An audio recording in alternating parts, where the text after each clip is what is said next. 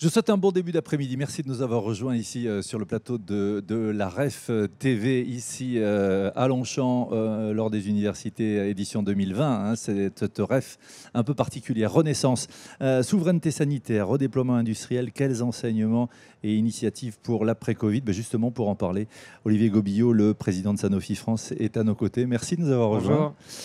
On va tout de suite entrer un peu dans le vif du sujet. Décryptage, Olivier, avec vous, de cette séquence qui a été vraiment à la fois inattendue, subite et bouleversante, à la fois pour vous, pour l'industrie de la santé au sens large, en France et en Europe.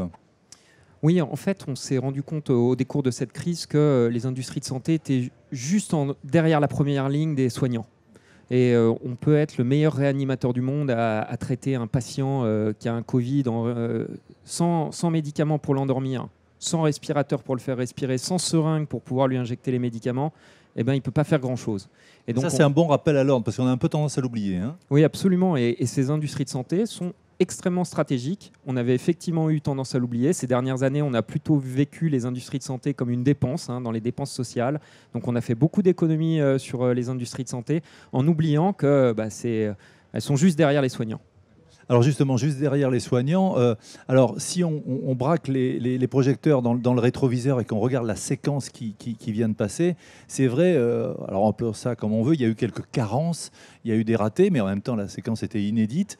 Qu'en est-il des médicaments aujourd'hui, demain, justement, par rapport à l'urgence?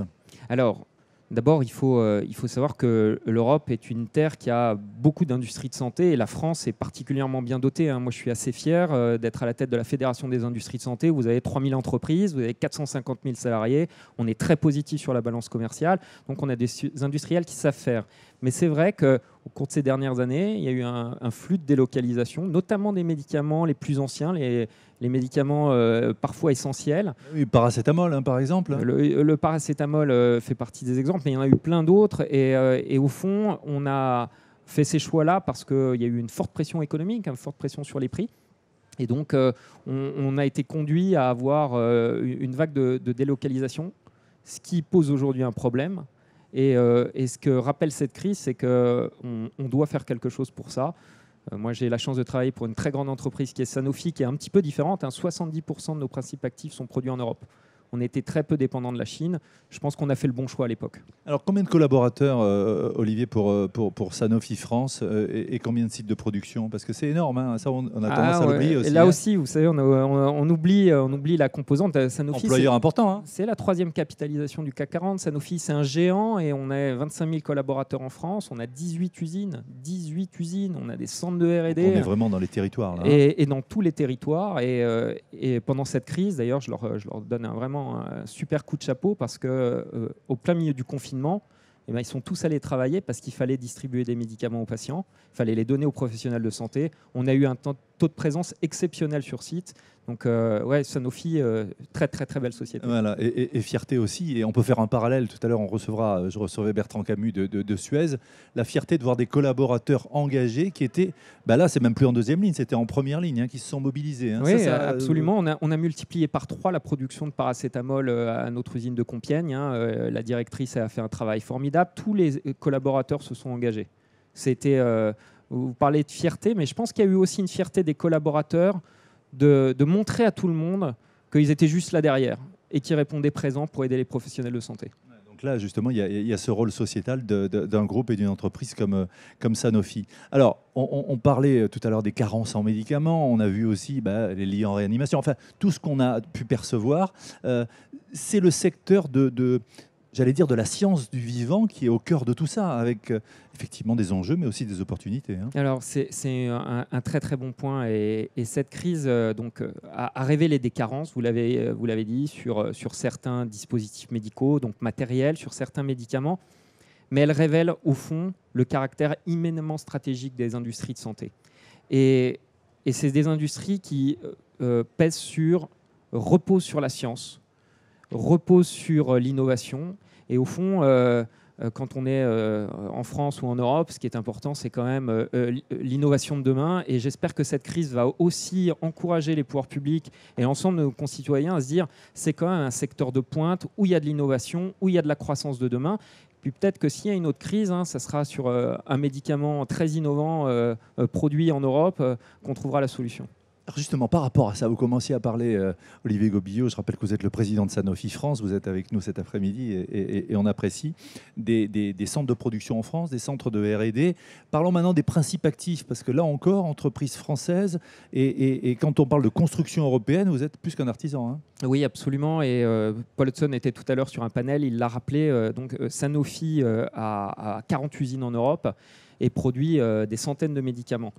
On investit dans l'innovation, mais on n'oublie pas aussi de réfléchir à la manière dont on peut créer un géant européen de demain pour pouvoir produire beaucoup de médicaments sur le territoire européen qui aujourd'hui peuvent manquer. Donc on est en train de travailler, là on utilise des usines de Sanofi pour éventuellement faire une IPO demain, créer un géant qui pourra produire des médicaments essentiels qui étaient peut-être partis un peu ailleurs et qu'on aimerait faire revenir à travers cette nouvelle entité.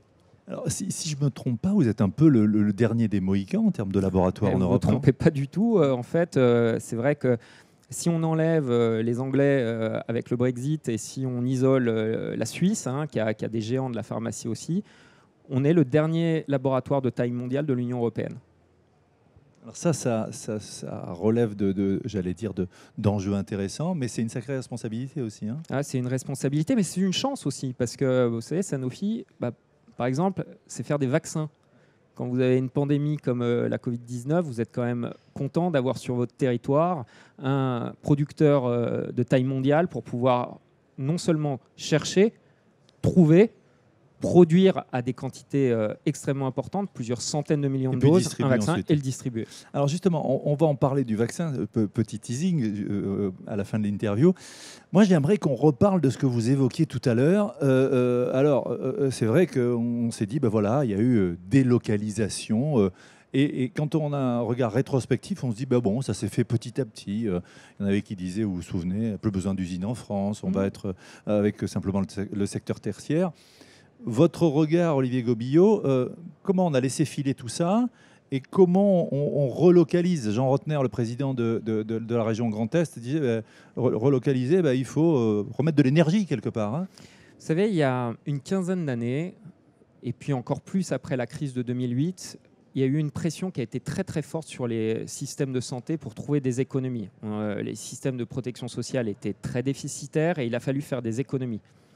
On a essayé de faire des économies partout. On a surtout fait des économies sur les produits de santé en tirant les prix massivement vers le bas. On est des entreprises et on sait faire des maths. Donc quand on tire les prix très bas, vous n'avez pas beaucoup de choix, si ce n'est de vous délocaliser dans des pays qui ont des coûts plus bas. Ce virage-là, il est allé trop loin. Il y a une vraie réflexion à avoir pour faire revenir une partie de la production industrielle en revenant sur cette mentalité, sur cet état d'esprit. Intéressant de voir votre franchise par rapport à ce paradigme bancal qu'on retrouve dans plein de secteurs.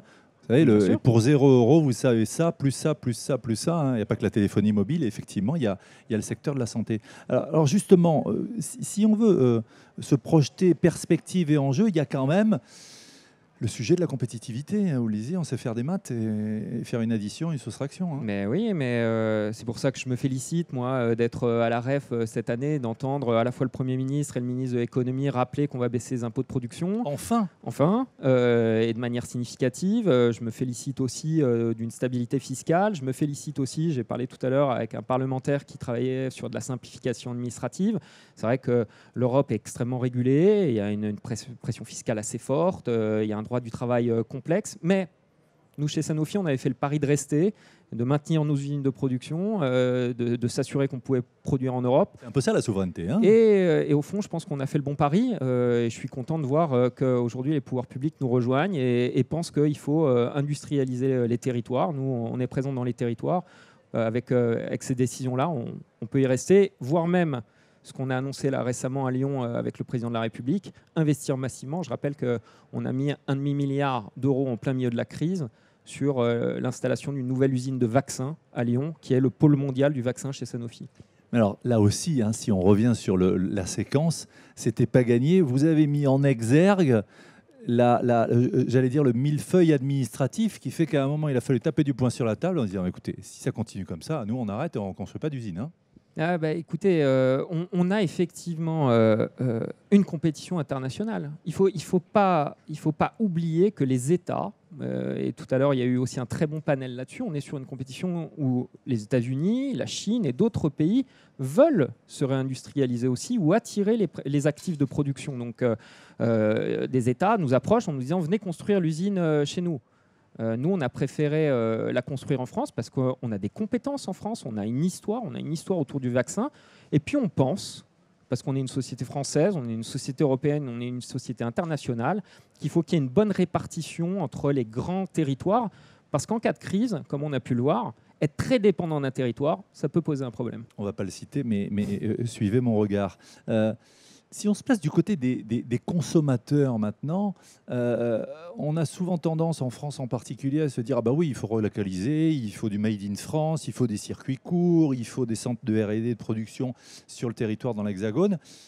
Après, pour payer le prix, parce que ça a un prix, là, il y a moins de monde. Ah oui, effectivement, il y a moins de monde à ce moment-là parce qu'on considère, et on a longtemps considéré que le médicament était un bien de consommation comme les autres. Pas totalement un bien de consommation comme les autres. On vient de le voir à travers cette crise. Et au fond, moi, j'ai confiance en les consommateurs pour faire eux-mêmes l'analyse. S'ils ont la connaissance de où est produit le médicament et qu'ils savent que c'est produit en Europe par des sociétés qui sont implantées localement, je pense qu'il y a une vraie maturité pour se dire peut-être que je peux payer un peu plus cher. Alors on le voit, il y a cette échelle de temps qu'on égrène tous les deux et que vous égrenez avec vos collaborateurs et puis avec le groupe Sanofi que vous présidez pour la France, Olivier Gobillot. Comment on se projette maintenant dans le fameux vaccin ? C'est pour du court terme, c'est du moyen terme, c'est du long terme. Où est-ce que vous en êtes ? Alors, on a beaucoup avancé dans une course effrénée, parce qu'un vaccin, il faut 10 ans, peut-être un peu moins de 10 ans pour les rechercher, les développer, les produire, les commercialiser. Là, on doit faire ça en 1 an, en 18 mois. C'est extrêmement court. C'est donc une course-poursuite où vous faites tout à la fois. C'est-à-dire que vous faites votre recherche, vous commencez vos essais. Au même moment, vous mettez en place vos lignes de production, vous achetez les matières premières pour pouvoir produire, etc. Donc, vous faites tout à la fois. Donc, c'est une course-poursuite effrénée. Il y a beaucoup d'acteurs, il y a beaucoup de laboratoires et il faut s'en féliciter. C'est une compétition avec une émulation très positive parce qu'il faudra plusieurs vainqueurs. Sanofi tout seul. C'est un mode start-up un peu. Hein, ouais, on fait tout ensemble. Hein, en fait. Absolument. On est dans un mode start-up, on est dans une course. Et je vous dis, c'est une course où il faut qu'il y ait plusieurs vainqueurs, il faut qu'il y ait plusieurs laboratoires qui arrivent à trouver plusieurs vaccins.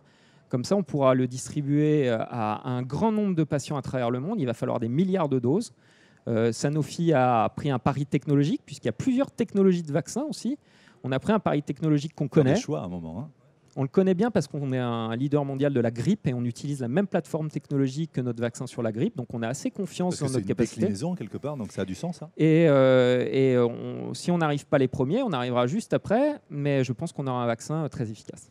C'est intéressant aussi ce que vous nous dites, il faut qu'on avance ensemble. C'est un peu comme des acteurs dans la grande distribution qui vous disent « moi je préfère qu'il y ait des concurrents » parce que si je suis tout seul, là encore intéressant entre relocalisation, se recroqueviller, coopération et dans le monde médical de plus en plus, c'est je vais échanger avec des collègues qui sont en Australie et faire avancer le schmilblick un peu pour tout le monde. Il y a une sorte de, j'allais dire, de solidarité, même si on est compétiteurs. Hein. Je ne sais pas s'il y a une solidarité, mais en tout cas, il y a un partage d'informations sur les plateformes scientifiques qui sont utilisées, sur les modalités qui sont mises en place. Et cette compétition, elle est bonne. Elle est bonne et chacun, et je vous dis, je pense que si vous posez la question à tous mes concurrents qui travaillent sur un vaccin, on est tous totalement convaincu que tout le monde doit réussir. Donc c'est une bonne compétition, c'est sain. Voilà, c'est ça. Qu'est-ce que vous avez envie de faire passer comme message aux chefs d'entreprise aujourd'hui par rapport à cette renaissance et par rapport au rôle que joue Sanofi dans cette séquence? Alors, d'abord, je voudrais revenir sur ce qu'a dit Jean Castex hier. Il y a un message de confiance qui est très fort envoyé aux entreprises. Moi, j'ai eu l'occasion de le vivre très concrètement chez Sanofi. J'ai pris mes fonctions le 1er mars, vous voyez, dans un contexte qui était particulier. J'ai vu l'agilité, y compris d'un groupe comme Sanofi, mais toutes les entreprises françaises ont été suffisamment agiles pour mettre en place des dispositifs de télétravail, de maintien sur site, etc. Cette agilité des entreprises, c'est quand même une qualité qu'on doit mettre en avant. Les entreprises, elles ont été formidables. Les industries de santé en particulier, elles ont été incroyables. Cette deuxième ligne efficace dont vous parliez. Et au-delà des industries de santé, c'est un exemple qui a été cité récemment, une entreprise qui faisait des cotons-tiges, qui s'est transformée en une entreprise qui fait des écouvillons pour pouvoir faire des tests diagnostiques. Des sociétés comme Biomérieux, des sociétés qui font du diagnostic se sont mobilisées pendant cette crise. Agilité et je dois dire, on peut avoir une vraie fierté de nos entreprises françaises. Souvent, vous savez, quand on se compare, on se désole. Quand on se regarde aujourd'hui, on se dit, bah, tiens, finalement, on peut se dire, je peux être fier d'être dans un pays avec des entreprises d'une telle agilité. Merci pour votre passion et votre sens de l'opportunité confiante par rapport à l'avenir. Merci infiniment. Le président de Sanofi France était avec nous sur le plateau de la REF TV 2020. Merci beaucoup.